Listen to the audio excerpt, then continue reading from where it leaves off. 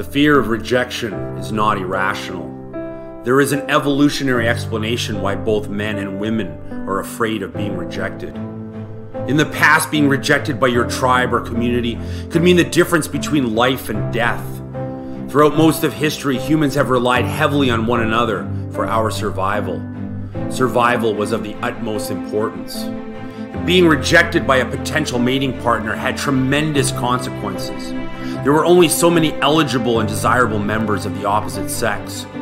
Making the wrong choice could have catastrophic consequences. For a woman, this could mean choosing a man who is either unable or unwilling to provide, to protect, and offer paternal investment. This could spell the difference between life and death for a woman and her offspring.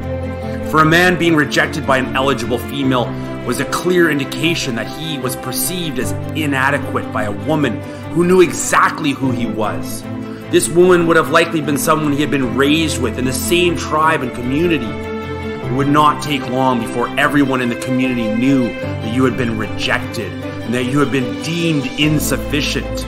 Other eligible women would also take note and govern themselves accordingly. Nobody wants a loser, especially attractive women with other options. Imagine if there were 3 attractive, eligible women at your workplace.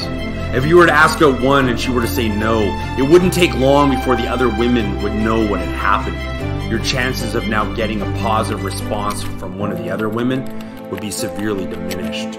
Even if one of the other women would have said yes, she will now likely say no. In the past, a man who was unable to find a partner to reproduce with would soon see his DNA come to an end. The main objective of human life is to survive and to reproduce.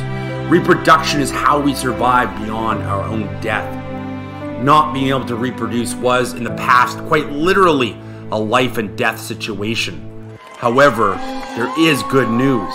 We no longer live our whole lives in small tribes and communities. Men and women now have access to a global marketplace of potential partners. For women, this could mean finding a rich partner that lives in a different country. For men, this could mean approaching women who don't know anything about you. There are no real consequences when being rejected by a stranger who you will never see again and who won't tell anyone you know. Also, her rejection is no longer an assessment of your entire value as a man. She may have rejected you because she's not actually eligible, which you didn't know because she's a stranger. And if she is single, her rejection of you was likely based solely on your presentation. Your presentation includes your appearance, your perceived status, and your perceived income. These are the 3 areas you need to maximize.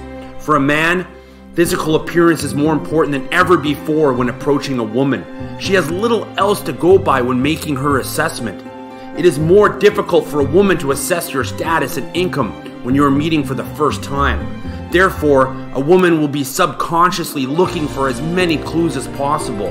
This is why confidence is now so important. In the past, confidence was an indicator that a man had reasons to be confident. Now here's the thing. Just knowing that being rejected by a woman is no longer a life or death situation is not enough to overcome these feelings. You can't just erase our evolutionary history. It's in our DNA. It's how our brains have developed and evolved. However, the fear of rejection can be overcome in the same way that most other fears can be eradicated. You have to confront your fears head on. You have to just keep doing things over and over and over again. Keep approaching and asking out women that you don't know and who you will likely never ever see again. And over time, your subconscious mind will realize that there are no real consequences, only opportunities to learn and improve. Now, this doesn't mean you keep approaching women who are totally out of your league. You do have to stay in your own lane.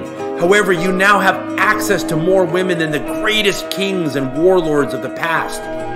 Keep looking for opportunities to improve and level up your appearance. Keep looking for opportunities to improve your income and your status. And if you need it, fake it till you make it. And be the best version of yourself that you can possibly be.